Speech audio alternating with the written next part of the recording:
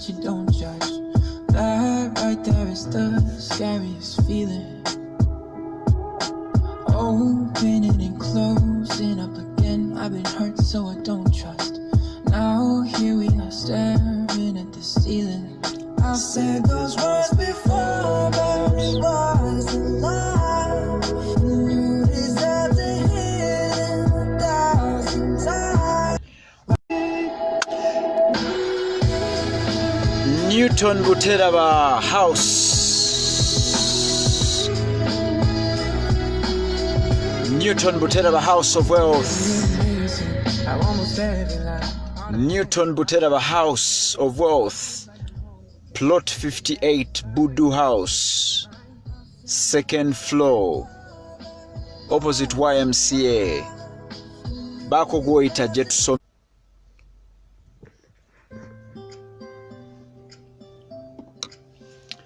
Newton Buteraba House of Wealth tukomeo kumpeo Jojo. Mwebale kukeera mu kibiina. Laila Mpologoma. Oli mu kuva Bungereza.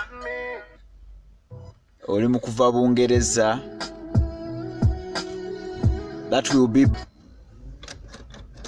bajja tandika babonyabonya babasabe ssente babakubira amasimu nti balina emergency. Judith Nakabugo nsanyuse nnyo okulaba. Judith Nakabugo ani goyise? Judith Nakabugo obeerako gwoyita Prophet oyise Abrams. Sally Vidich Jinje gamba ki? Kansubira oliko gwoyise.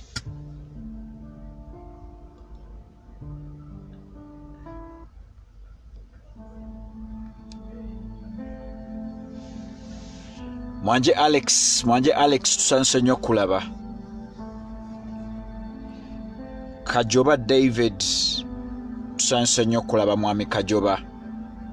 Winnie Nisha, Chris Nathan, Justin Namaganda, long time. Tukomeo kumpeo Juma Emmanuel. Mpaji muganda wange Michael bulijjo bulidewa. Matovu Shafik Hajamil Bua. Bawa Suma. Suma yanga ali mu kintu. Yusuf Olich Stanley agamba Newton amyo number 1 fan. Awo nga tukona mu Judith Nakabugo. Alright. Mumbeja Adija. Kale katuisewa akasala mangu tutandike emisomo. Mukama njagala okwebaza olw'abantu bano bonna abeewaddeyo okujja okusoma. Beerekereza ssente obutaziryamu bitumbuwa ne bagula data bundles. Beerekereza ebintu byonna ebibaleetera ssente ne bagala leero kabasome. Beerekereza ebyamasanyu, beerekereza ebintu byonna ebikakica yenna ajjudde ku internet nga erodinga obwongo obw'okuyiga ne basalawo bajje bakuŋŋaanire wano tusome. Mukama abantu bano njagala bampeera omukisa ogw'okuyiga, omukisa ogw'okubutayiga kwokka naye okussa mu nkola bye babeera bayize. Ositule eno House of Wealth ng'ate nabo bw'obasitula obawa obulamu, kubanga bino byonna tusoma byaki nga tetugenda bitambuliramu mu bulamu bwaffe. Nsaasira abalwaziza, nsaasira abafiiriddwa, naye ate nsanyukidde abo bonna abagudde mu loosi nga za ssente. Loosi eza ssente ezo nzaagala nnyo Mukama, kuba buli lwebatekusse ate kwongerayo n'ofuuka muntu wa mulembe nnyo. Byonna mbisaba nga muyita mu linnya lya Yesu Kristo Mukama waffe. Amiina. So abaagalwa abalungi, Newton Buteraba House of Wealth nkomyewo leero. So nabadde njagala kutandika naki, omanye ebiro bino ngenda n'endwawoko nga sirabika, abantu ne balowooza waaye wabaaki owaaye kiki. Tubaayo nga tukola nga tuweereza abantu mu mirimu egy'enjawulo. Njagala okutumirako ba business people bannaggwano mwenna nga mu October mugenda mu Seattle mu USA, nga mwabadde wali ku Protea, nga ndi mu kwongera okuba bangula mu business. Njagala mugende mu America, mukiikirire Uganda, mukiikirire business zammwe. Saagala mutye kuba nze Kanyama n'okwagala kwa Mukama okwabadde kunneetoolodde, nasobodde okubalaga ebintu ebigenda mu maaso mu business, ebintu bye muyinza kwegengeri gye muyinza obangulwamu otegeera business zammwe, n'abantu abalaba presentinze ku Protea. Mwebale nnyo. NGB Consultancy mukwano gwange ng'oli Washington, webale kutambuza mulimu ogwo. Eyo ye update esoose. Abantu n'abasomeseza bagenda mu America. Kati olansomesa bagenda mu America, tebereza gwali awo naawe kankusomeseeko. Update endala eriwo, estate ey'ettaka munange poloti zonna abantu baziguze. Tetukyayinawo kati poloti mu estate yonna ey'Evvumba. Abantu bonna mwaziguze. Muzeyi Nasa, ba Paul, waliwo Paul ali Abu Dhabi, waliwo Alfred oli Kata. Abantu bonna mwenna ab'enjawulo, abantu mwenna ab'enjawulo abawagidde House of Wealth, temujjanga okwo. Mwebale nnyo, mwebalire ddala, mwebale kutuwagira kutambuza mirimu gino. So katutandike. Ebirooto bifiira wa? Ebirooto bifiira wa? Ekisookera ddala, tetusobola kwogera ku kirooto nga tetumaze kufuna definition ekirooto kye ki. Bangi muli eyo nga mmwe bye bayita ebirooto bye mumanyi kwe kukwata ekitanda kyo mazongoto nga kijjuddeko piro nga 2 oba 3 ezigonda nga za fiber, n'olyoka ossaako oluba ne weebaka. Omutwe ne gutandika okukubaakuba tugamba ebirowoozo, n'olaba ebifaananyi, n'ofuna ebintu eby'enjawulo, n'ozuuka n'okuzuuka oba n'ogenda ewa pasita n'oguwaayi naloose ng'emisota gingoba. Njagala onnyinyonyola ekirooto ki. Ekyo si kyekirooto kye twogerako. Prince Emma, mwebale kunjagala Bahrain, nange wano ku Buddu House 2nd floor mbaagala nnyo, kyovola nkyafumba baleetera. Ekyo si kyekirooto kye twogerako eky'okugenda mu buliri ne mwebaka, si kyekirooto kye twogerako. Ekirooto kye ndi mu kwogerako, njogera ku kirooto kye bayita dream, which is a cherished aspiration or ambition. Kwegamba ekintu ekyo ky'oyagala okuteeka mu bulamu bwo, kikutambuze, kikusanyuse, okifunemu, naye nga tekinnajja nga kikyali mu mutwe. Abantu bangi muyina ebirooto nti bannange nze nga gwolaba njagala okubeerako omusomesa. Bangi muyina ebirooto nga byo bikwatagana na kuwenda osome diguli ogimale. Bangi mulina ebirooto nga byakuzimba magoloofa. Bangi mulina ebirooto nga byakuwasa abakyala abanyirira. Bangi mulina ebirooto ng'oga nti naye nze lwendirinnyako ku nnyonyi. Ekirooto kye njagala tuconcentratingeko leero, njagala tukole ku kirooto eky'okugaggawala. Ekirooto kye njagala twogereko leero kye kirooto eky'okugaggawala. Ebirooto ebitujjira n'obeera ng'oyagala kubeera nga to owninga boda emu, ng'oyagala ku owninga boda 10, nga toyagala kubeera n'akatakisi kamu, wabula oyagala takisi 20. Toyagala beera n'akayumba k'abapangisa kamu, oyagala kubeera n'eggoloofa nga zijjudde abapangisa. Ebirooto bwe bityo bye njagala okwogerako. Toyagala beera just n'akaduuku, yabeera n'edduuka ddene. Ebyo ebirooto bye njagala okwogerako. Era topiki ya leero yeebuuza, ebirooto bifiira wa? Where do our dreams die? Ebirooto ebyo ebitugaggawaza, ebitutwala maaso bifiira wa? Munange research yalaga, okunoonyereza kwonna kwe tukoze kutulaze nti ebirooto ebyo byonna obeera mu kiyungu ng'obifumba, naye ne bifiira ku mmeeza y'omu kiyungu gye twandiise kitchen table. Nga tonnaba nakusa oba nkugambe nti tonnaba nakukijjula ne kifiirawo bwe kiti, tonnaba nakukisaavinga ne kifiirawo bwe kiti. Ebirooto bifa tebinnaba nakutandika kukolwako.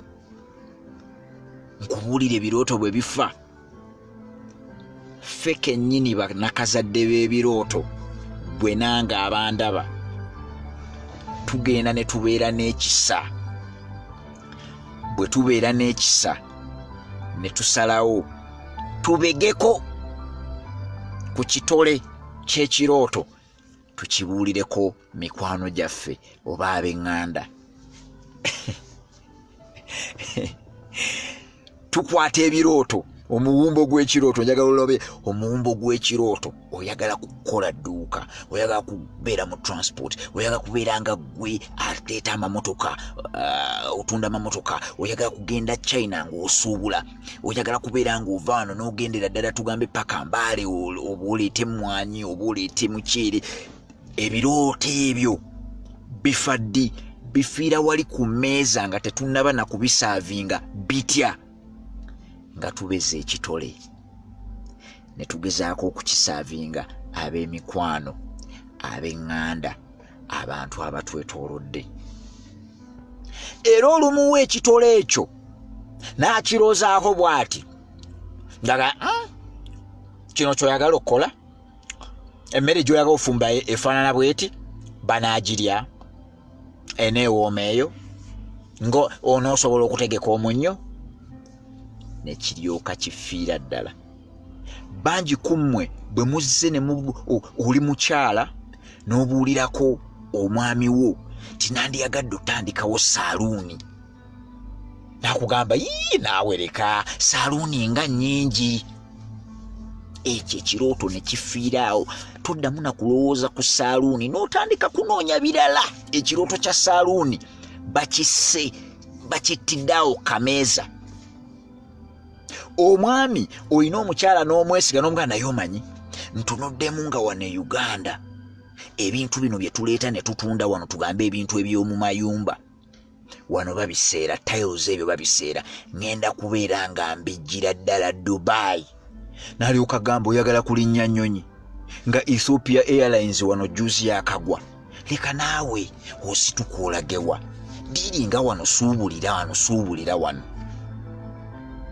Ekirooto ky'okugenda e Dubai oleetenga tiles, mataala, biki ne kifiiraawo. Bayinza okuba bakugamba tekijja kukola, bayinza okuba bakugamba ebyo by'oyagala otunda ani alibigula, bayinza okuba bakugamba naye naawe ekyo bakikoze nnyo, bayinza okuba bakugamba ng'ekyo kiri risike. Oyagala kubeera ng'ojja mamotoka ng'ogajja Japaani ng'ogaleeta wano. Japaani olina gw'omanyiyo nti olina gw'omanyi ku mmeeri ezo ezireeta amamotoka okuva e Japaani nti emmotoka bw'eneetuuka e Mombasa gw'onoogyevugira ogyereete nti naawe leke kiri too risky. Ekirooto ky'okubeera ka importer ne kifiiraawo.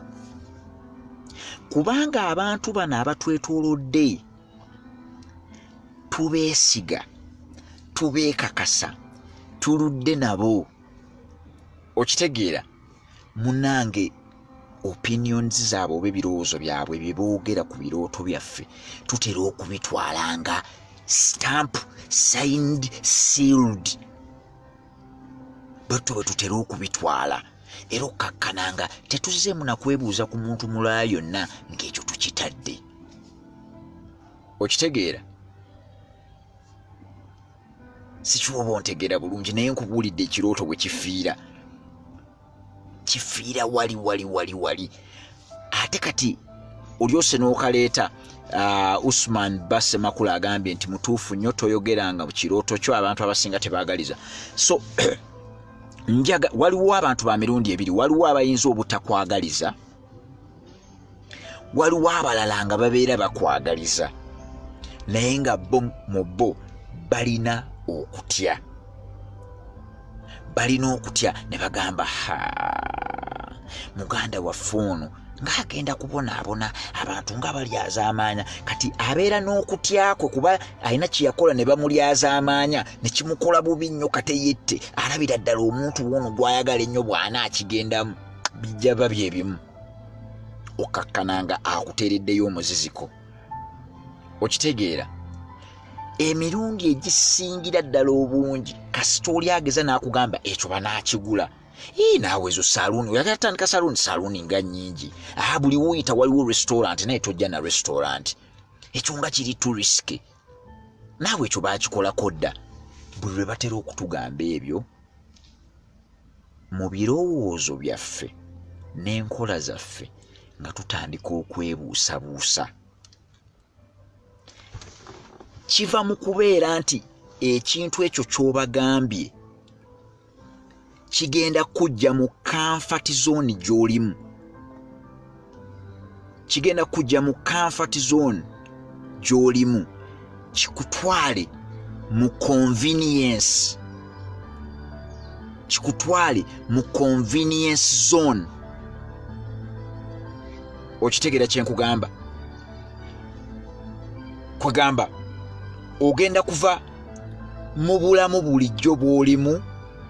Kati tugambe omuntu agamba nti n'oyagala suubula matooke ng'ogenda oyagala suubula bumonde ng'oyagala genda Kisolo. Kitegeeza ogenda tandika okuva mu by'okujja otambule mpolampola oyingire ofiisi yo. Kati ssaawa yakulinnya baasi paka Kisolo kusula ng'otunula ogenda beera inconvenienced. Kwega ogenda kutaataaganyizibwa. Abantu baffe abasinga obungi maama, taata, mukyala, mwami, kojja, abaana tebamanyidde embeera nga gwe nnyini kirooto oli mu kutaataaganyizibwa. Era kyova olaba bakyogera bambi nga tebamanyi ne bakugaa ekyo tokigendamu olw'obutamanya. Okitegeera? Kaakano njagala nkubuulire nti ebintu ebyo byonna bwe baddamu okukugamba njagala obeere ng'okimugenda kuba maaso eyo nja kuba nkubuulira ky'olina okukola naye mbadde njagala okimanye ekibeerawo. Tuli mu kwogera kati ekibeerawo buli lwe bakugamba nti tokikola oba tokola ki nga tutandika okwebuusabuusa. Nga tutandika okwebuusabuusa. Nga tutandika okuggweramu ddala oyiro n'amafuta nga n'ekigere tukijjako ku muliro. Owulidde? Emmotoka eggwamu oyiro n'eggwamu n'amafuta n'ekigere n'okijja ku muliro. Kasita bali abantu baffe betwagalidde ebbanga eddene bategeza ne bakugamba nti ekyo naawe kyoyagala okukola ekyo tokikola, ekyo nga ki ekyo tekijja kukola, gundi nga nnyingi nnyo. Okitegeera?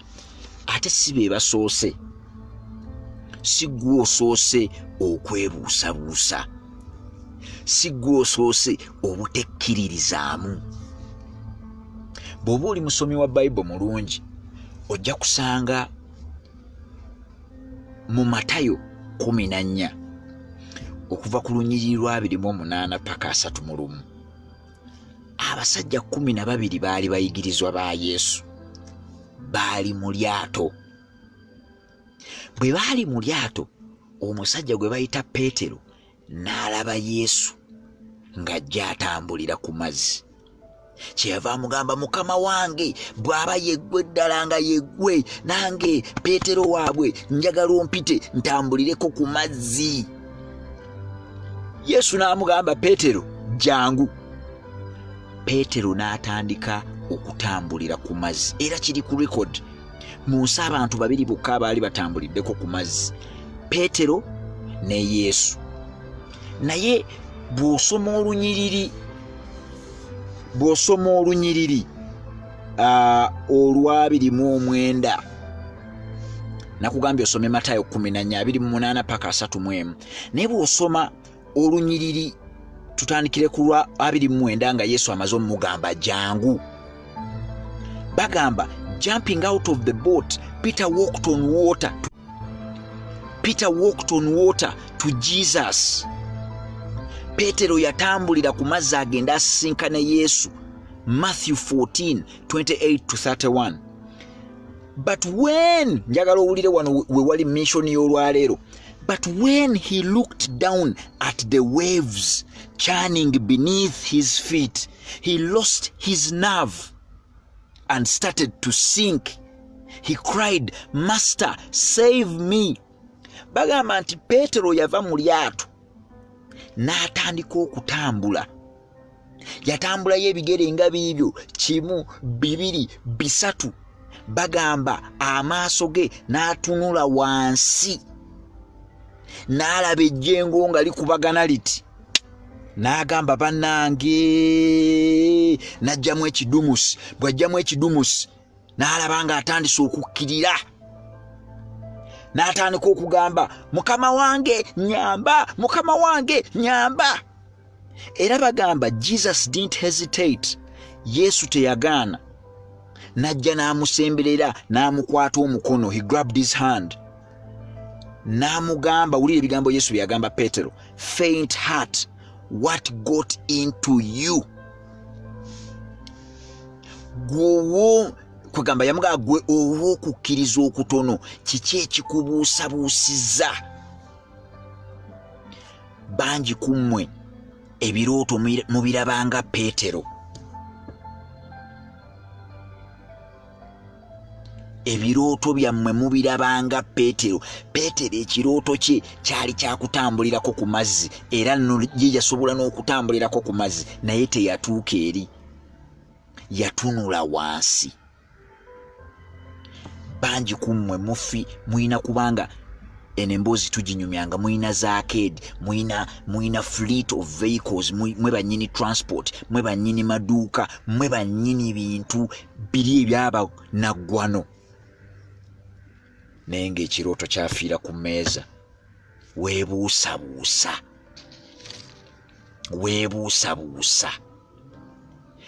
Bwe baakugamba nti ekyo tekijja soboka n'ogwowaayo, alabika mutuufu. Alabika mutuufu. Ebya saaluuni bino sijja bisobola. Olaba siina wadde diploma wadde diguri mu bya saaluuni. Obadde okimanyi nti waliwo ba client nga bali mitala w'amayanja nga nze mbazimbira amayumba, naye sirinaayo diguri neegi mu engineering. Oba bino bikola amakulu bye nkugamba. Siri engineer, saatuulako mu kibiina n'ensoma nti oba birigi oba pule oba kusereka. Nze mu birooto byange nkimanyi nti nina okugaggawala, nga mu ngeri gye nnyinza okugaggawala nzimbidde abantu amayumba. Era kyenkola kyangu, nga nnoonya eyagenda okusoma okuzimba, nga nnoonya eyagenda okusoma okusereka, nga nnoonya eyagenda okusoma okusiiga langi, nga nnoonya eyagenda okusoma okukuba pulasita, nga nnoonya eyakugukamu ebyo. Nze ngamba kuŋŋaanya. Bw'oŋŋamba nti pulasita wa zino ssente, pulasita bw'aba wa $10,000, nze nga ŋŋamba okay, ngenda tunda saaviisi y'okkuba pulasita $13,000, nga ngigamba client ng'asasula $13,000, nga ndyako 3, nga oli akuba pulasita wa $10,000. Ekirooto kyange ekyo tekyatuula ku mmeeza egamba nti Newton ayina kusooka kusoma engineering. Tokitegeera kye nkugamba.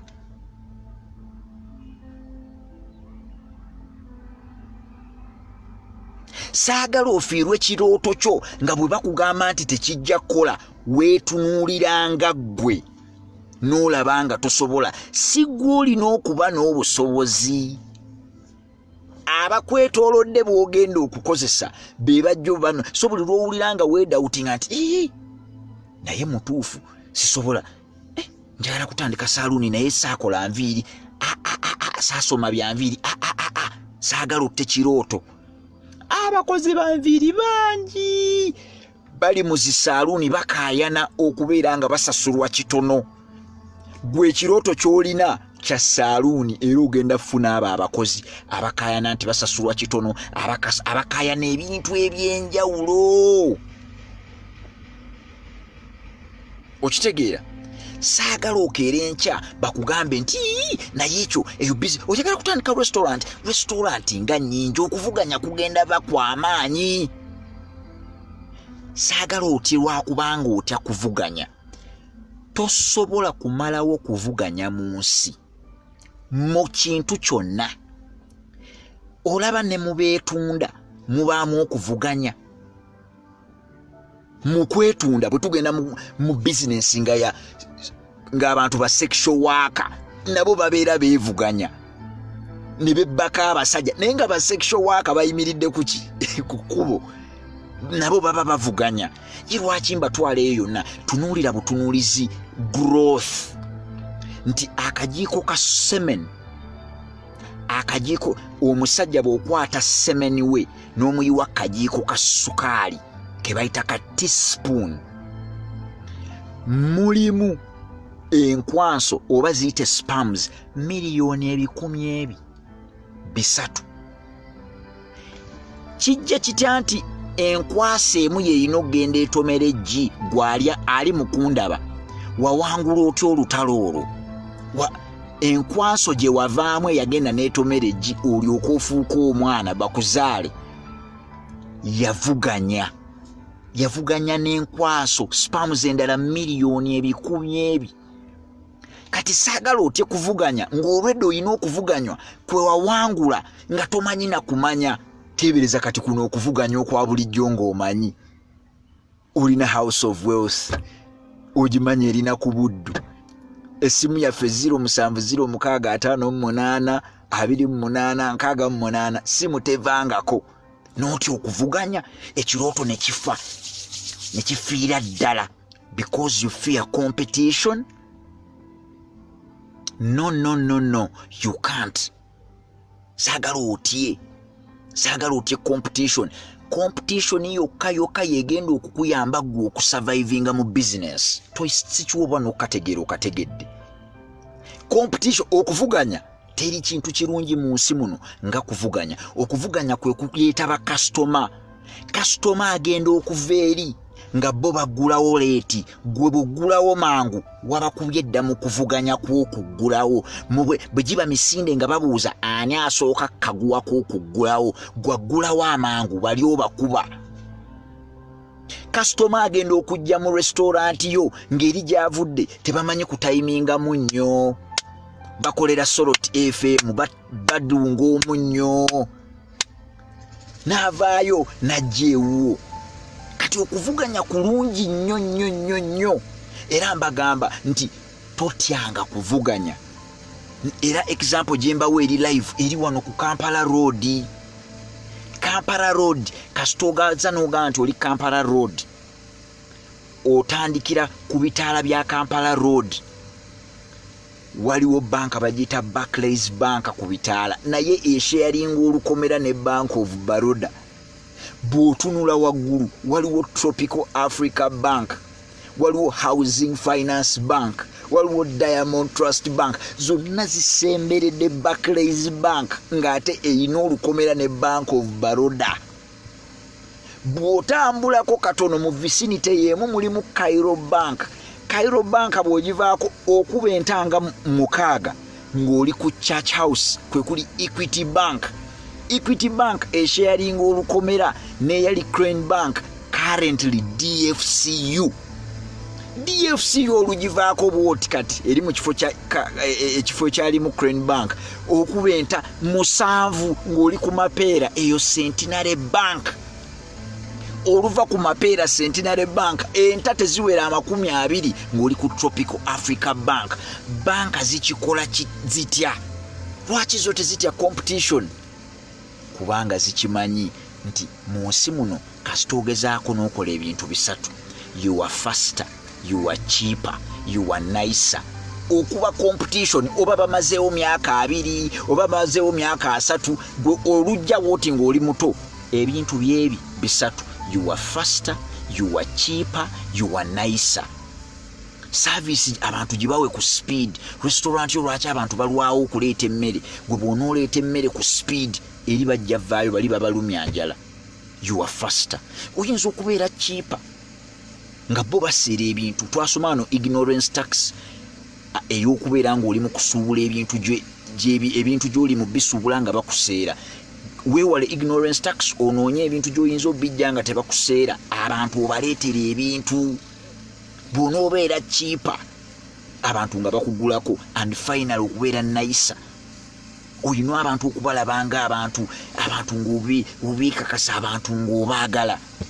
Bw'onoobeera nicer to people abantu bagenda okuva eri yonna kati gwe tolaba banka zino abantu bagenda mu banka ne basanga mu layini empanvu ne bagamba wano nga bali slow kutukolako kuba layini empanvu bwe bavaamu bagenda mu banka ndala.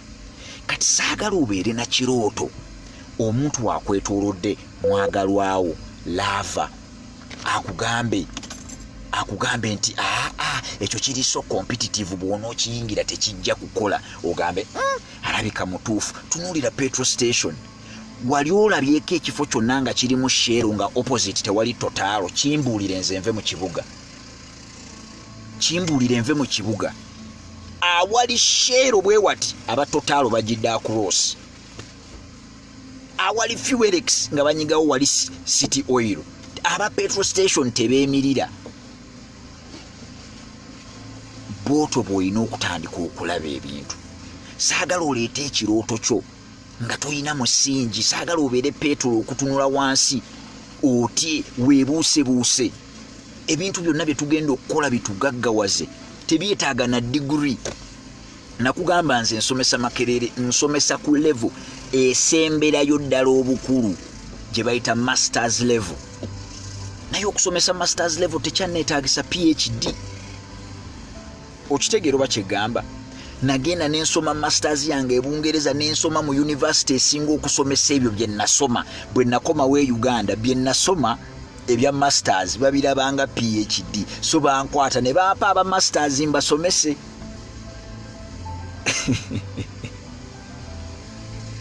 Senga ensi mugirabanga nze enembo zino live senga tuli Abu Dhabi, senga tuli Burj Khalifa, zino live kyetaaga ne tutakola na live fena ne tukeera bukezi kumacha ne tulinnya nnyonyi ne tugenda Dubai oba ne tugenda Santorini ne tugenda Greece ne tutuula nga buli omu yazze yeesasulidde tiketi ye ne tutuula ne tunyumya zino emboozi. Muyina okwesitula mukolere ddala sente muve mu bino ebiboozi. Ngenda nensirikamu bwe nti kuba nnoonya 10 nennoonya sente ngenda okutunulira ebintu ebimala obudde bw'Abannayuganda. Kati bangi kummwe wano muzze ne mwina gye muva okupostinga nga muva postinga ku pastor omu gwe sitajja kwogera linnya eyayogedde ku mukyala we omu gwe sitajja kwogera linnya. Ndowooza olwa nti nze n'amannya gaabwe tegangasa. Kati mwasooseko ku contributing eri emboozi ennene bweti naye ng'ebirooto byammwe byafa. Muli ku muntu omulala ali mu kuvuga ekirooto kye mumuteeka mu mawulire. Kati pasito oyo omu ne bwajja n'agamba ayagala kwesimbawo teyeetaaga kubya posta kuba mwenna ekirooto kye eky'okujja amanyike mwakitambuzizza. Mukyala we ate kati yina naye afunye favor bw'anajja naga ayagala kwesimbawo mujja gamba oyo ye muntu waffe gwe baavumye n'okuvuma si bwe mukole Uganda mumuyiira obululu. Bo bali ebirooto byawe bigenda kuyitamu mmwe ebyammwe byafiira ku mmeeza. Obudde mbukozesa mutya? Nabadde njogera juzi n'omwami omu n'aŋŋamba naye oyinza okikkiriza. Waliwo posti omwami yagikola ng'agamba nti yakozesa ddala House of Wealth n'agamba Abannayuganda twabaaki. Omusajja ali mu kunyumya kugaggawala naye laba alina views. Abantu abali mu kulaba ndowooza twali twakatandika nga kuliko abantu nga 20 ne baleetayo views z'aba bloga nga bloga alina abantu nga200. N'agamba mmwe bloga ali mu kunyumya ku bintu tugambe ebitagenda bazimba kugaggawala alina abantu 200 naye laba omuntu ayogera ku sente alina abantu 20.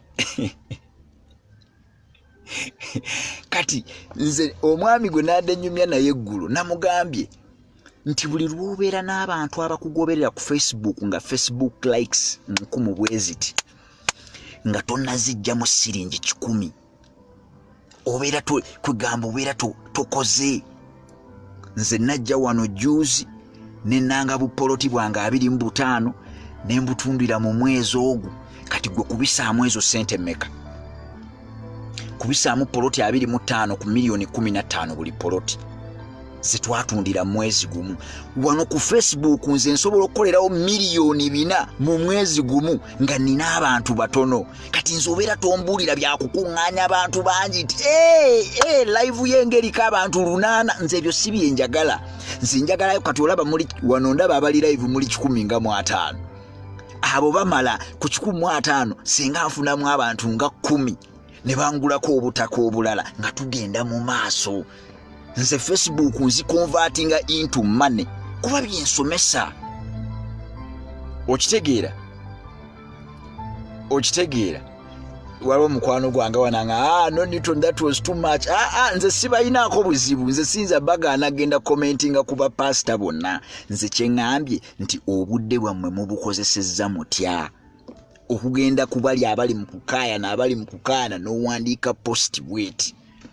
Naye tugenda okukebera business yo nga tonna balansinga bitabo. Ku Facebook okiise naye tonna balansinga bitabo. Okitegeera? So saagala tutte birooto nga tulowooza tetulina experience. Saagala tutte birooto nga tulowooza tetuva mu family backgrounds ngagga. Nze nkugambye nyamba abantu okuzimba naye siri engineer. Okitegeera? Siri engineer. Ntunda amataka naye siri surveyor. Nina surveyor alina okukikola. Nina lawyer alina owandiika endagaano eyo. Nina bayita kweno keeke gye mbeera nfumbye n'ensalaasala. So njagala okubakakasa nti ebirooto byaffe bye tulina birina okubeera nga tubiraba nga biri fragile. Fragile kye kintu ekyatika.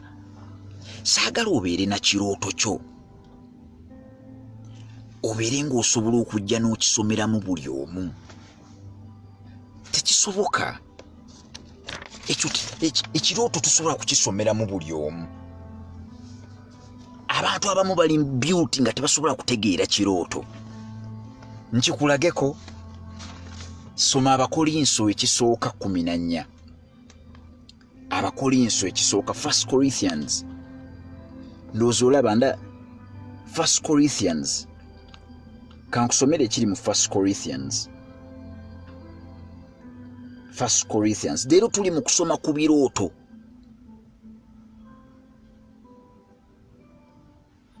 Onagamba nti no, learning about business venture you are going into is very vital. Era wano kye tusomesa mukama wange. Most businesses fail because of lack of knowledge. Ekyo kye tusomesa naye twebuuza baani be tugenda okujjako information. Tuli mu banaite mugeza ne mukola ensobi. Tuli mu kusoma ku biki ebitta ebirooto byaffe. Abantu kibe tuli mu kuwa ebirooto byaffe batubuulira oba binaayitamu. Okitegeera? Kubanga bw'obeera omukyala ng'oli entrepreneurial. Okitegeera? Bw'obeera omukyala ng'ojagala genda kubeera neekolera gyange, ng'omwami wo tatandikangawo wadde business nga ye bamukozesa, kibeera kizibu muli okulaba omuntu agenda okwekozesa nga mukyala we ng'alaba ajja kusucceedinga. Era kyakola akugamba bugambye noonya omulimu. Ekirooto kyo ky'obadde oyagala okunoonya okutambuza ne kifa. Tuli mu kwogera ebirooto bifiira wa. Okitegeera? Ebirooto bifiira wa. Ebirooto biri fragile. Baani boyina okubuuza ku birooto byo. Who is supposed to listen and help you nurture your dream? Be baffe. Be bantu gwe b'omanyi naawe nga ebirooto ebyo already baabitambula. Okitegeera? Wali abantu kati bw'oba oyagala genda mu manda. Wali omuntu ng'olwedde yatambula dde ekirooto ky'amanda nga ye takyaloota na ku manda agalimu. Gatandikanga kirooto kati agalimu. Oyo bw'omubbirako akalooto ko yayinza okukakwata obulungi mu golodi. Nkugambye osome 1 Corinthians 2:14. Nina akantu kenjagala ozimba wano nga kava mu Bakolinso essula ey'okubiri olunyiriri olw'14. Wulira bwe bagamba, the unspiritual self, just as it is by nature, can't receive the gifts of God's Spirit. There is no capacity for them. They seem like so much silliness. Spirit can be known only by spirit. Munatusonyiwamu network ebadde yagala kucyankalanya. Naye mbadde ni mukusomera 1 Corinthians 2:14. Egamba etya, the unspiritual self, just as it is by nature, can't receive the gifts of God's Spirit. There is no capacity for them. They seem like so much silliness. Spirit can be known only by spirit. God is spirit and our spirits in open communion. Wano kyebali mu kugamba nti omubiri ogutalina neeyisa ya bya myoyo teguyinza tegeera bintu bya Mukama eby'omwoyo. Ako mwali mukawuliddeko nti omuntu atalina ntambula ya bya mwoyo, omuntu atalina ntambula ya bya mwoyo tayinza kutegeera birabo Katonda byagaba nga biri mu kuyitira mu mwoyo, kubanga obwo obusobozi tabulina. Era bagaye there is no capacity for them. Eby'omwoyo tayinza bitegeera. Eby'omwoyo ye buba busirusiru. Ne baga nti eby'omwoyo bimanyika abo bokka abali mu mwoyo. Omwoyo gwa Katonda n'ogw'omuntu nga gukwataganye, open communion. Eyo verse ekwata ku myoyo. Naye kati kwata buli awali mwoyo, oteekewo business n'okulota, oteekewo business oba okugoba ebirooto. Abantu abatagobanga birooto, bino bye twogerako ebya entrepreneur, ebyokukola business, ebyokwekozesa neekolera gyange, goba kirooto kyakugaggawala. Omuntu nga tagobangako kirooto ekyokugaggawala tayinza kutuyamba kutegeera kirooto kyo ekyokugaggawala. Capacity tagirina. Capacity si nti nno musiru, si nti nno mugwagwa, si nti nno tategeera. Talina busobozi butegeera kirooto, ngeri gye bakikwatamu, kukirabirira, kukikuza n'engeri gye kivaamu. Okitegeera? Era ye ekirooto kyo biba bya busirusiru. Kati njagala kukwata kano kabaga spirit can only be known by spirit. Nti eby'omwoyo bijja mmanyibwa abo bokka ab'omwoyo. Ebya business bigenda, ebya business, eby'obugagga, eby'okugoba ebirooto bigenda kumanyibwa abo bokka abalina business, abalina obugagga, abamanyi okugoba ebirooto. Ba Newton Buteraba House of Wealth bakojja abo b'omanyi abagobya ebirooto, mikwano gyo gye wasoma nagyo egigobya ebirooto. So tekitegeeza nti bw'oba oyagala tandika saloon, it is a must oyagala oyina gambako bbaawo. Akalooto ako bwe kaba kakyali kato, dduka misinde noonya gw'omanyi eyatandika saloon n'eyitamu nga yagiina mu kirooto n'akigoba n'agikwata, omugambo waayi ninawo akalooto wano akankutte n'akatambuza ntya. Akuga ekyo kyangu. Okitegeera? Kankuwa ekyokulabirako. Girlfriend wange ali mu business ya kutunda ngoye. Kuva dda alina ekirooto. Alina ekirooto kya kutunda ngoye z'abasajja. Naye senga ekirooto ekyo abantu bonna be yayogerako nabo n'ekirooto ekyo baakigoba. Bamuga ekirooto kya kutunda ngoye z'abasajja. Gwokimanyi nti bw'oba otunda engoye z'abasajja bajja kuba bakukwana, era bigenda kutankalanya mu relationship yo. Okimanyi nti nno abasajja bajooga abakazi bajja kulya azaamanyiza bwereere. Ye kati edduuka ogenda ddijjawa. Abo be yayogeranga nabo nga tebali mu birooto. Naye bwe yajja ewange n'aŋŋamba ayina ekirooto kya kutunda ngoye z'abasajja. ne mugamba ekyo ekirooto nga kyakabi era njagala okigobe. Nangamba naye kati nkigobye ntya, neetaagawo okupangisa. Ne mugaa nze ntundira amataka ku Facebook, naawe olina okutundira engoye ku Facebook. Ne tusooka ne tusazaamu okunoonya ekifo, tasasulangako rent. Ne mugamba olina okunoonya mikwano gyo gibeere nga gikuyambako mu katale. N'abeera ne mikwano gye, ne gibeera nga mikwano gyagiweereza engoye, ne gimukonekitinga, ne gikonekitinga, ne gikonekitinga, ne gikonekitinga. Kati yeetundira emmaali ze, aleeta emmaali ze n'azitunda. Olaba mbu ekirooto kye tekyafa ku lwaki, yakinyumiza omuntu ayali agomyeko ekirooto. Okitegeera?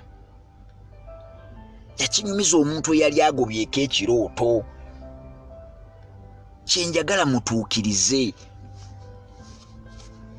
kyenjagala mutuukirize.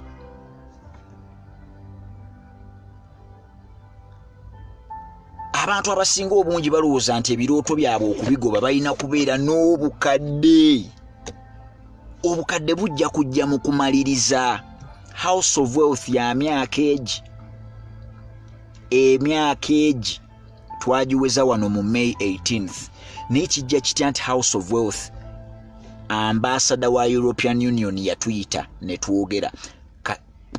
Njagala owulire baklayant ba House of Wealth, European Union, American Embassy, British High Commission, NSSF, Enterprise Uganda. Oziwulira?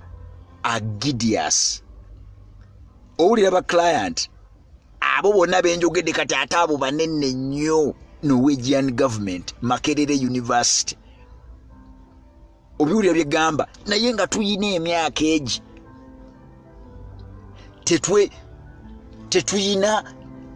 Twali tetwetaaga bintu bingi.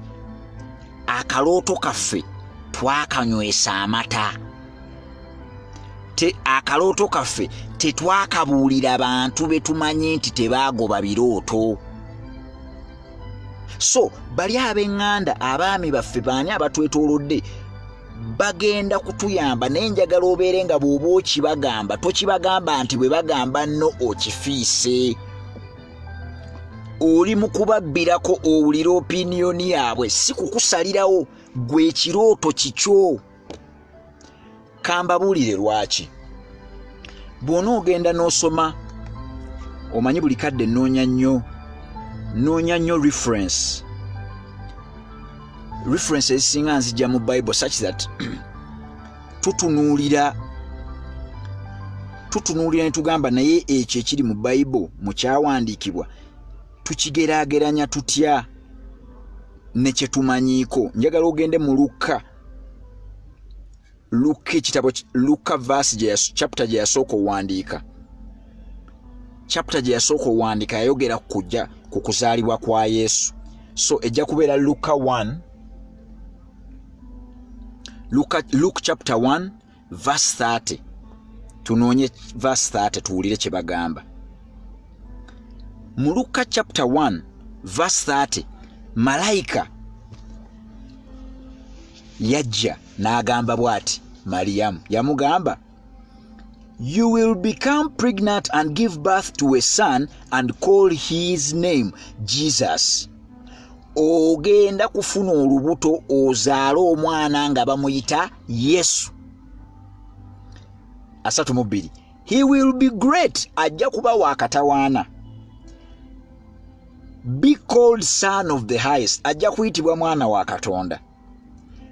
The Lord will give him the throne of his father David. Nti Katonda agenda muwa entebe y'obwakabaka eyali eya kitaawe Dawudi. He will rule Jacob's house forever. Agenda kukulembera ennyumba ya Yakobo emirembe gyonna. No end ever to his kingdom. Nti obwakabaka bwe tebujja kuggwaawo. Yesu yekka mu nsi eyajjanga ekirooto ekirooto ekyo ne batubuulira bwe kigenda okuba okuvanga tekinnaba na kuzaalibwa paka ebigambo byonna ne babitugamba. Kyaliwo omulundi gumu tetuddangamu na kukiraba. Ebirooto ebirala byonna bye tulina gwe kennyini gwe nange tetumanyi. Bw'ozaala omwana wo nga ye Yoweri Kaguta Museveni, tewaliwo malayika ayinza kugamba nti aligenda mu nsiko, nti aliwangula olutalo lw'omu nsiko, alifuuka pulezidenti, alifuga emyaka 35. Tewali yakigamba bazadde be. Tewaliwo yagamba bazadde bange nti mugenda zaala omwana bamuyita Buteraba, ajja kusomera ku trio, agende Gombe, bw'anaasinga Gombe agende Ekisubi, bw'anaava Ekisubi agende Makerere, bw'anaava Makerere agende University of London, bw'aliva University of London agende University of Geneva, bw'alimala University of Geneva agende yeewandiise Makerere asome amateeka. Bazadde bange tewali yakibagamba. Kyenjaga okugirayo nti ebirooto byonna bye tulina gwe nange ebitali oli Yesu tetumanyi kye bigenda kubeera. Tulowooza ku musajja yatandika safe border. Abasajja aba border ababeera abasinga obungi nga tebaasoma, alibakwata atya mu order? Abakwase helmet 2, abawe jaketi nga kuliko safe border, abagambe nti balina okubeera n'essimu nga ya internet. Gwe kyekirooto ne bakikubuulirako osobola omukkirizo kitambuza nga wano tewaaliwo omuntu aorganizinze ba boda bw'atyo. Kyokka kati agenda na beetaagisa bajje ne piki yaabwe, kuba safe border tegula piki. Ojja ne piki yo naye bakuwandiisa ne bakusomesa ne batandika okugabana ssente naawe. Bannange wulira, ekyo kyekimu ku birooto ebyandikubizza abantu empi. Okyogerawo ekyo ekirooto kya safe border.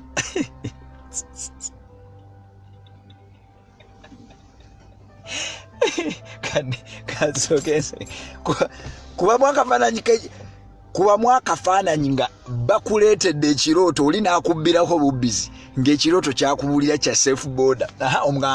So kompitiremu. Oyagala kukola ki? Nti njagala abantu abalina border nga zaabwe bakole ki?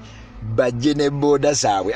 Olugira nze mbawe helmet 2, mbawe akasawo ka helmet, mbawe bukaapu obw'oku mutwe, then balina okujja n'essimu zaabwe. Simu zaabwe bateekeko data waabwe. Bwe bamala okusaako data badownloadinge ka application kange, tutandike okubeera nga batwala abantu nga tugabana ssente.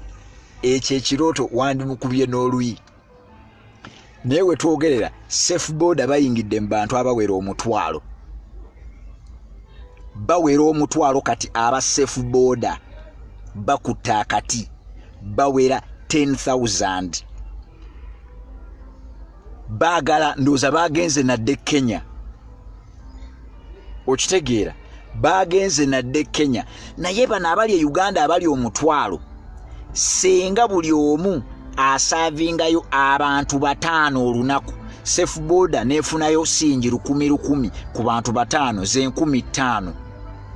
Owa safe border akola obukadde 5 olunaku. Toyinza kubanga okategedde ako mwana nange kantabula kazibu.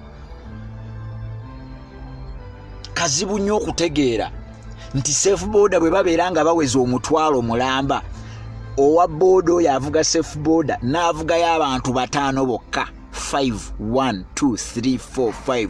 Abantu 5 buli omu ku bantu omutwalo gwa safe border. Gaya abantu 5 olunaku. Buli omu safe border neemujjako siringi 10,000 ku bantu 5 ze 15,000. Piki omutwalo gumu safe border eba ekoze obukadde 5 olunaku. Kaakana ate kigenda ne kitaba senga bagezaako okwebuuza nti omwezi ziba mmeka? Omwezi kaba akawumbi aka.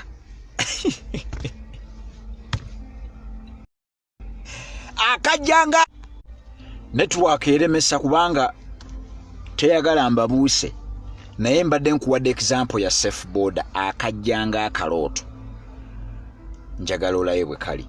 So bannayuganda bannange kuno kusaba tokkiriza kirooto kyo kufa. Njagala obeera omuntu alemera ku kirooto. Ekirooto njagala network ebadde ekyalemesa naye tukyasobola okutambula. So mbadde mbagamba ekirooto njagala okirabenga omwana alina potential nene, naye ate bw'otunuulira omwana atandika akola ki? Omwana atandika akola ebintu byonna ebirissire. Apama mu mpale, abooga, afuka ku buliri, bw'omuwa essimu ye olugikwata ng'agissa mazzi. Wano waliwo client wange eyazze eggulo. Omanyi nze nkeera nnyo mu office, so bwe nakedde mu office nabadde na appointment ne client oyo ku ssaawa ndowooza yabadde ng'emu kitundu 2 najja. Yazze n'akaana ke kato, so nabadde ngezaako okumuwa advice ng'akaana ke kali mu office. Kati akaana ke bwe keetambudde bwe kati mu office ne kagwa ku flower pot yange. Waliwo ka flower pot ke nnina akatono. Ka flower pot ako katono naye kali mu cactus plant. So cactus plant eyo nagigula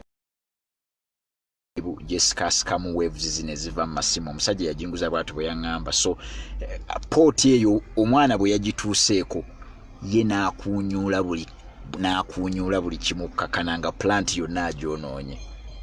Ne usually abazadde abasinga muva mu mbeera.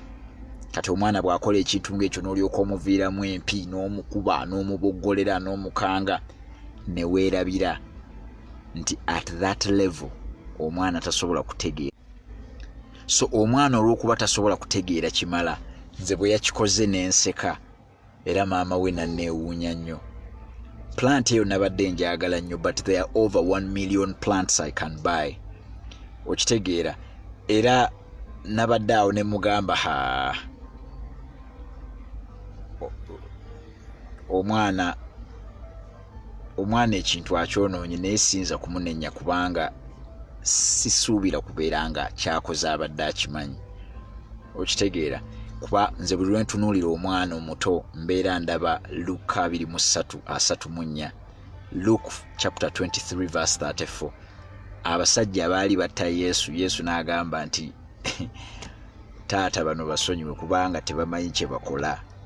Abasajja abakomerera Yesu baali tebamanyi kye bakola. Yesu yabyogera mu Luka 23:34. Buli omuntu lwabeera nga tamanyi kyakola obeera omusaasira. So omwana oyo naye namusaasidde mu eyo embeera ey'okubeera nga tamanyi nti eyo plant nagigula na ssente erina byenkolera, ye yagisaanyizaawo busaanya. Naye oyo omwana oyo oyinza okumulaba nga kwegya emyaka ayuzizza plant naye n'akula n'afuuka minisita. Okitegeera, asobola okukula n'afuuka minisita, asobola okukula n'afuuka member of parliament agasa abantu be, asobola okukula n'abeera omusomesa, asobola okukula n'abeera entrepreneur n'aggulawo company n'erabirira abantu, asobola okubeera banka, asobola okukolera abantu. Kwegamba kyenjaga okukulaga nti ekirooto ekyo ky'olina nga omwana ali mu lubuto. Omwana bw'abeera nga ali mu lubuto nga tebannamuzaala, maama bamuwa antenatal care. Antenatal care yeyamba maama okulabirira omwana oyo. Omukyala w'olubuto tebamukkiriza kunywa mwenge. Omukyala w'olubuto tebamukkiriza na kuddukadduka misinde, wabwe bye batamukkiriza na kunywa. Kati nga maama w'olubuto ayina ekirooto ekyo ky'atannazaala bwe bamuprotectinga. Anyway, network bwetyo bwe yagadde okweyisa, naye mbadde njaga kutegeeza nti nga bw'olaba maama w'olubuto bwe bamuprotectinga from all these external things, njagala naye bw'obeera n'ekirooto kyo gezaako kiwandiika ku lupapula, obeere nga mu kusooka okisharinga n'abantu abategeera ebirooto bwe bitambula. Abantu abategeera ebirooto bwe bitambula mwe muli baffe ba financial advisor, mwe muli emikwano gyo egyali gikoze ku bintu bwe bityo. Bwe tunaagenda tukuzzaamu amaanyi ebirooto bwe birina okutambula, ojja kubeera n'amaanyi mangi nnyo nti bw'oli kibuulira omuntu yenna akwetoolodde, oba maamawo oba taatawo oba bbaawo oba mukyalawo oba batabani bo, baligenda okugamba mbu tekijja kukola, ojja kuba tosobola kukugwamu maanyi. Tunuulira kino, kankuwa ekirooto ekirala. Tunuulira ekirooto kye nalina ekya kutandikawo House of Wealth. Nakugamba nalina omulimu gwange nga gumpa ebisimbi bingi. Omuntu gwe bawadde disitulikiti nga 8 ng'azaazikulira, bampadde emmotoka, bampadde ofiisi, bampadde aw'okusula, ba insurance for medical, ba insurance for life. Okitegeera? Ate no kampani gye nali nkolamu, kampani eyo empadde ekuwa n'emigabo gy'okoma okulwamu. Okitegeera? Naye nalina ekirooto nga ngamba nsobola okugenda n'enjogerako eri abantu, nembayamba okugaggawala, nembabuulira obukodyo bw'okugaggawala. Kyali kirooto. Era nzijukira neebuuzaako olumu nti naye abantu bano ndibasasuza ntya? Kuba wano tetulinawo omuntu mulala akola kino ng'asasuza abantu. Njagala ombuulire nti mu Uganda tulina motivational speaker ng'okumulaba asasuza ssente. Tetubalina.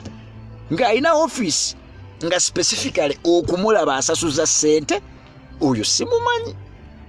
Teebereza ekintu kyena, it's a revolutionary dream.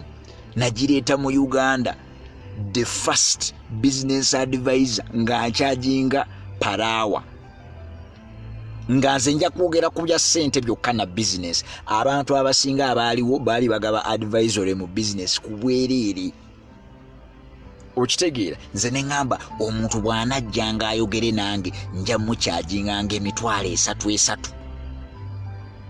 Okitegeera?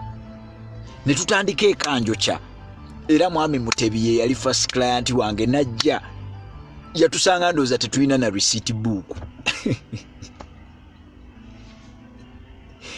Yatusanga tetulina receipt book, twamuwandiika buwandiisi mu kitabo n'asasula. Naye nga nkiraba kijja kukola nga ngamba abantu bajja kujja, kubanga neeraba nga ntudde, neeraba nga abantu balina obwetaavu bw'okubeera nga babawa amagezi ag'okukolamu ebintu. Si Queen Helen Butaayi jajja ne twogeramu, n'angamba Buteraba. Okitegeera?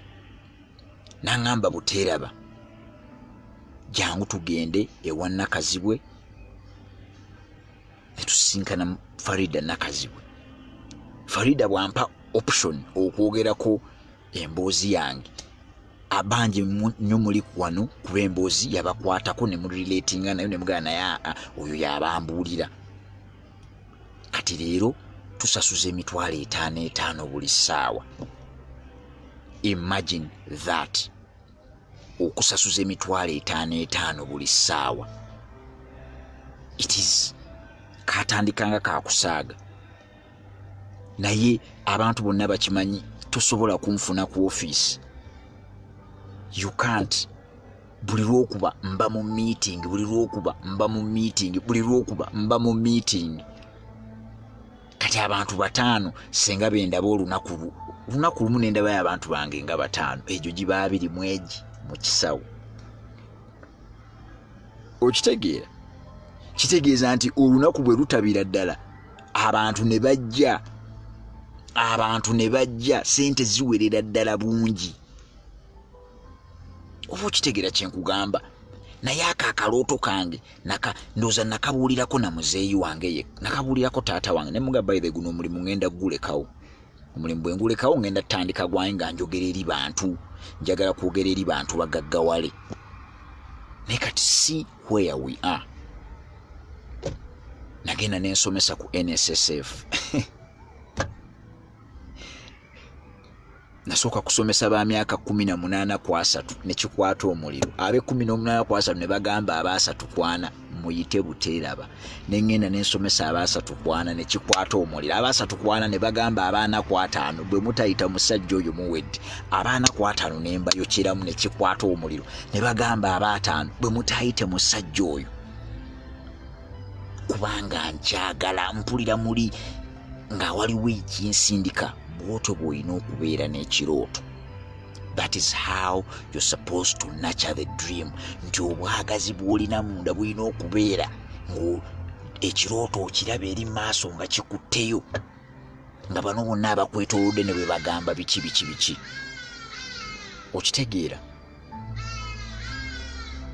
Okitegeera okumpita obuyisa okuŋŋa nti Buteraba jangu oyogereko eri abantu bano mu conference essaawa 2 akakadde kamu, 2 hours 1 million.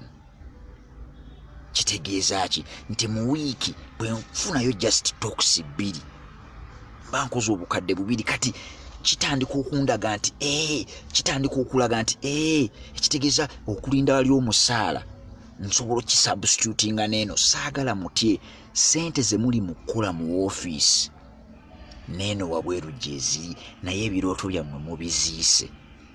Mugamba owaayi kankwate ez'omu ofiisi zo lwakuba ziri assured.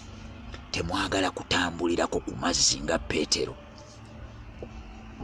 Njagala obeere n'ekirooto okireete ku House of Wealth, tukifukirira amazzi, twongeremu okwagala kwo, tukulage nti ate bw'oba wakolamu failure ekyo kyali kikkolera nnyo, obeerere ddala ne passion, ojja otandika okukola ssente ensajja. Okukola ssente ensajja. Okukola bino ebintu bye mbagamba. Ndowooza n'obbaleka kambaleke. Peetero yava mu lyato, kuba eryato bw'olibeeramu nga libalansinze bulungi tewabaawo kutaataaganyizibwa. Yasalawo ataataaganyizibwe n'ava mu lyato olw'obwagazi n'atambula, naye obuzibu bwe bwali bwakutunula wansi. Bangi ku mmwe muyina ebirooto nga mwagala kuva mu lyato, mugobe ebirooto byammwe nammwe mutambulireko ku mazzi. Naye bw'owulira omwami kyagamba, kojja kyagamba banaabigula ebyo, omwami n'agamba ebyo nga byetaaga ssente nnyingi okutandika. Kazino n'agamba nina mukwano gwange gwe mmanyiye bwe yaleeta ebintu okuva ku gundi konteyina babbanamba. Ekirooto ne kifiira ku mmeeza nga tonnaba na kukireeta. So Newton Buteraba House of Wealth, njagala mugobe ebirooto, njagala mugobe ebirooto byammwe. Nakugamba nti nagezaako okwewandiisa okusoma amateeka. Bwe nagezaako okwewandiisa okusoma amateeka, omulabe n'asooka n'akirinnyamu, naye omulabe yakitadde. Finally bazzeemu ne batuyita. Okitegeera? Kati neerabanga nsomye amateeka emakerere, neerabanga nga maze, neerabanga nzizeeyo Ebungereza, nsomye masters mu mateeka mu university endala ey'omutawaana, nnoonya za mutawaana. Bwe ngamala bwe nti neerabanga ndi wakati mu ddiiru ng'omusajja gwe ndi mu kuwa amagezi, ndi mu kumuwa amagezi kubanga nina bye nsomye mu University of Geneva ebikwatagana mu kusiga ensimbi n'obugagga. Nina bye nsomye Makerere ne University gye ndisomeramu e Bulaaya nga byo by'amateeka. Nina bye nasoma, nina bye nzijja mpitamu ku street ng'omuntu muwa ekintu nga kinyovu, nga bwe nkuwa amagezi ne gakugaggawaza nga n'okusiba tebasobola kusiba, nga ne mu kkooti owangula, kwegamba bwento bwe neeraba. Gwe weeraba otya? Kirooto kyekyo ky'olina. Kirooto kyekyo ky'olina. What is your goddamn dream? What is the dream you have? Have you told it to the right people? Have you narrated it to people who will help you nurture it? Do you think about it? Do you have the desire? Do you have the burning desire to pursue it? Or you are going to cower around? You're going to be filled with cowardice, such that the people around you will overwhelm you. Remember, they also have their own fears. They have their fears. So when you talk your dream to someone who has their fears, they will be giving you advice using the premise, using the foundation, using the benchmark of their fears. You will just jump out. They will tell you it's too risky. They will tell you it won't work. They will tell you no one will buy. They will tell you it has already been done. But those are the things you're supposed to use. You have to operate in a competitive environment. So bwe bagamba nti no waliwo okuvuganya ngugamba aha awo nzija. Bwe bagamba nti waliwo yakikolako n'afa ngugamba nti aha ekyo nange nzija. Saagala mutye neesibye nnyo ku dream kubanga bangi nnyo kummwe okuva lwe twatandika House of Wealth. Mwajja mu inbox ne muŋŋamba mwagala kusuubula ngoye, ne muŋŋamba mwagala kuleeta bintu kuva China, ne muŋŋamba mwagala kutandikawo maduuka, naye temwatandika. Kati olw'okuba temwatandika kinnuma, nze kinnuma. Tuvulaba nkiddiŋŋana, saagala nakugendera kubanga ngenze, naye nkiddiŋŋana. Ani omulala ali kikugamba okusinga nze? Who will tell you? So saagala mutye n'omulundi n'ogumu. Newton Buteraba House of Wealth, kansuubire nti musharinga video zino. Ebiroto bifiirawa? Dreams. Njagala ffenna tuzuukuse ekirooto kye wali oziise. Njagala buli kiise yali aziise kirooto kifuule Laazaalo kisooke kiveeyo. Njagala osharinga video. Njagala leero abantu balye ku mmere egenda obbazaamu amaanyi. Okitegeera? Bangi nnyo bazze mwami wange bino tabyagala. Mwami wange tabyagala era nembivaamu. Omwami wo takyagala kubanga tonnamukakasa. Tonnaba kumukakasa kimala. Bw'onojjanga omuliro gukuyitamu nga bw'olaba nange bwe gumpitamu. Abantu bonna abasinga abaagula amataka baagula lwakubanga Newton yabakakasa. Era bampeereza zi message. Abantu bonna abaagula amataka bali bweru abasinga obungi. In fact nalinayo ndowooza Abannayuganda ng'omu oba babiri. Abalala bonna bali Abu Dhabi, bali Dubai, bali Sweden, bali Netherlands, bali UK, bali Qatar, bali bweru. Era message yaabwe yali clear ng'egamba nti Newton, nze Uganda banzibye ekimala. Naye bw'oba gw'otunda kangule. Bw'oba gw'otunda kangule. Okitegeera? Kuba omusajja ali mu kubagamba abakakasa.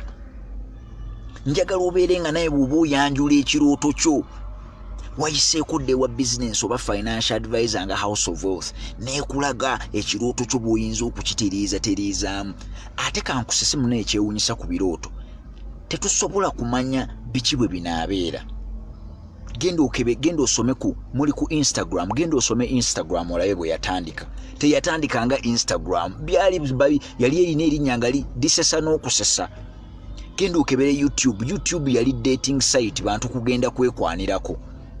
YouTube baali bakoze website bantu bagende nga bateekayo bu video bwabwe nga bwe beekwana. Genda okebere Twitter yali ya podcasts. Naye olaba bwe bijja beekyuka, kyova olaba bw'ogenda mu America ekifo kye bayita Silicon Valley, be bayita ba venture capitalists oba abantu abateeka ssente mu bano bonna aba business. Tebatunuulira kino kirooto ky'ogambye, bo batunuulira muntu ne bagamba naye oyo omwana oyo anaatukakasa. Kuba bamanyi kino ekirooto kyo kiyinza n'okukyuka. Ekirooto kisobola okukyuka, naye gwe omuntu bakutunuulira ne bagamba naye oyo anaasobola akyagala nnyo ekirooto kyekyo. Akiremeddeko, alaze obwagazi bwakyo, anaafiirawo oba anaatambulako katono.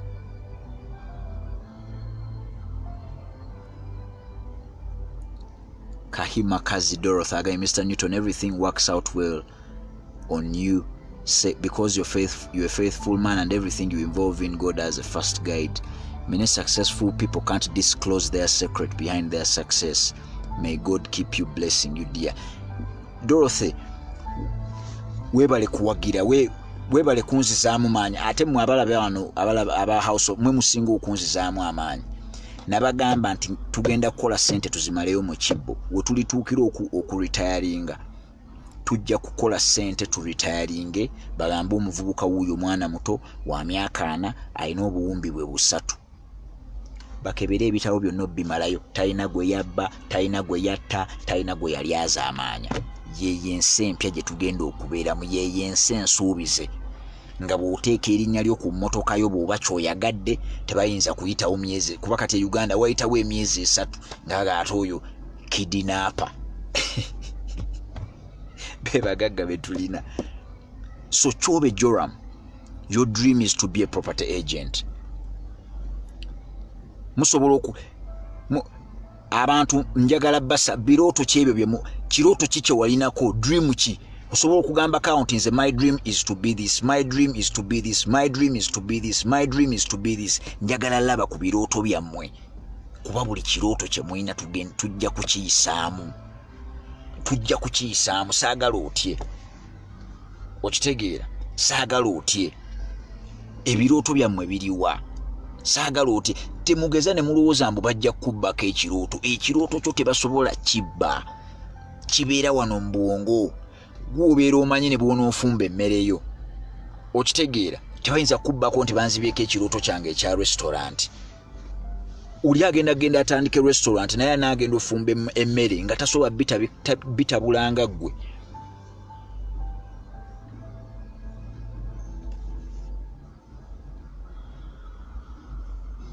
Uncle Fred nsanse nnyo kulaba obulamu buli buti Uncle Fred webale kugoberera so kansubire nti osharinze video eno mbaagaliza birungi byereere Mpaji M. Michael yagamba my dream is to defeat religion from public arena. Ekyo nakyo kisoboka okitegeera ekyo nakyo kisoboka saagala mwetye nasanga agamba making a classical restaurant cause I love cooking obugagga obuli awo Naira Mpologoma agamba Nasaremane gikyo kisobola ate Laira kankubuulireko Uganda ezaala abaana akakadde kamu bw'oba oli ku nursery school manager Uganda ezaala abaana akakadde kamu kati wonojjira wonna ojja kuba osobola okutandika bijja kucyankalanyaamu awo naye bw'onoobeera ng'oli muvumu ojja kuyitawo Serwadde agamba I want to be a landlady lwaki nedda ttaka weeriri era nja kukomawo wano nange ettaka eddala ery'okugula okitegeera nange ettaka eddala ery'okugula okiraba my dream is to be the best agriculturist in the Great Lakes region. Why not? Senkenge Henry ani ayinza okukiremesa ekyo wali tebageza ne bakulimba osobola okujja ng'oli alimidde n'emyaka 2 n'omukwata n'omussa wali ebbali ate ayinza n'okubanga yakubwadde ne ku magezi naye n'okozesa amagezi ge n'omusinga kuba mu Luganda tulina olugero nti ne gw'ozadde agikuba n'obiibya. Mwami Bukenya agamba the talks I had with you changed my life. Amina. My investment club is now flourishing because of you. Wulira testimony ngeyo etalina asasulire.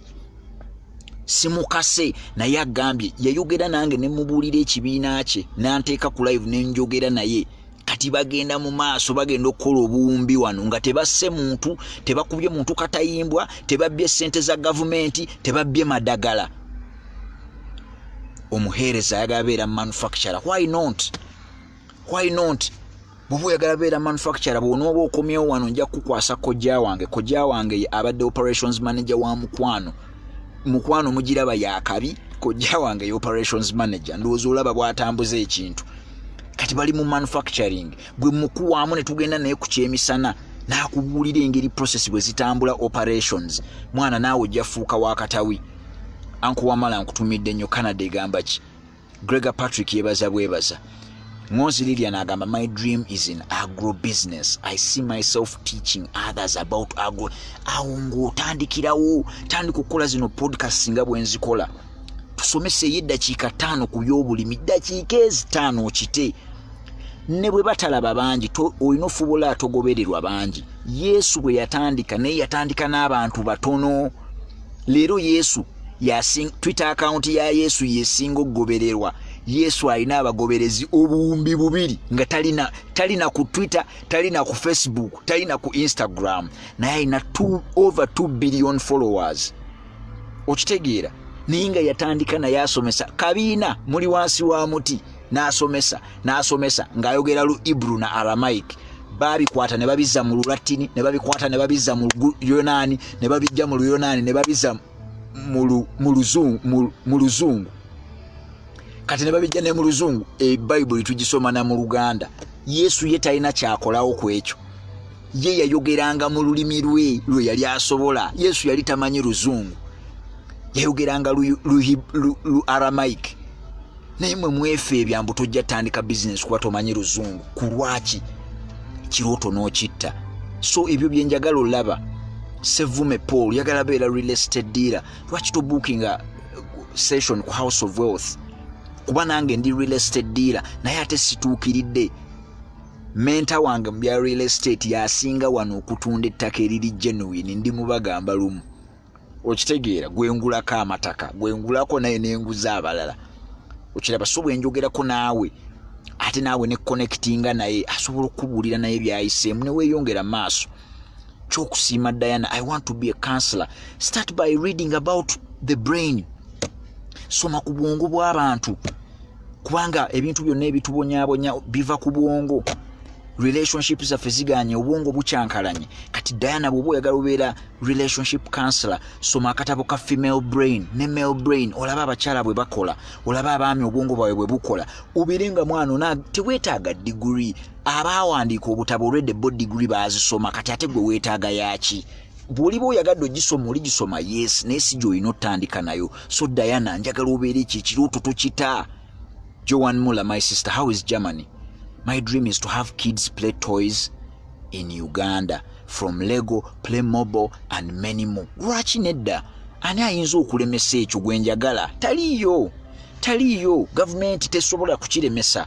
Bw'eri kiremesa ng'evaako ng'endala ejja, g'ojja sigala ng'oli mulamu ng'okikola. Ani? Laila Mpologoma ayagala beera right now you're a nursery teacher. Nursery teacher manya woliwo okutewa akabi nnyo. Mbowa Swaibu agamba my dream is to be a doctor managing a big hospital. It's my first time to be on this platform. I share this ideology. Thank you. Ani ayinza okulemesa okumanaging a big hospital? Ng'olaba wano Uganda mulaga ebonaabona eri eddwaliro lyosobola oddireeta ne libaawo. Okitegeera? My dream is to have a salt spa therapy in UG. Osobola n'ebirooto bingi. Tukwatako kimu. Katonda yali naye alina ebirooto bingi. Tebeeza Katonda yalina ekirooto ky'okujja abaana be abantu be okubajja ewa Falaawo mu Egypt. Kyokka ate yalina ekirooto ekirala kubatwala mu nsi ensuubize. Byonna yajja akolako kimu. Okitegeera? I want to be a businesswoman dealing in women's clothing and kids. You can do that. Ate mwabagala okubeera mu by'abaana, Uganda ezaala abaana bangi. Gobyagamba my dream is great businessman shipping goods from all great exporting countries. Who can stop you? Shipping companies already bazikuteerayo, amaato already bagakola, ennyonyi bazikola, border customs weziri, revenue weri. The ground is set. Fe tulinze bigula. Mine is to a systematic transportation company, Kalema Ronald, and you will achieve that. Ani ayinza okukiremesa? Uganda tetuina transport yaffe is struggling. Tetuina rail, tetuina bus network, tetuina kiki. Twakamala n'okugulayo obunyonyi bwaffe nga buubu. Transport yaffe ekyabonaabona. Kahimakazi Dorothy agamba mine is to deal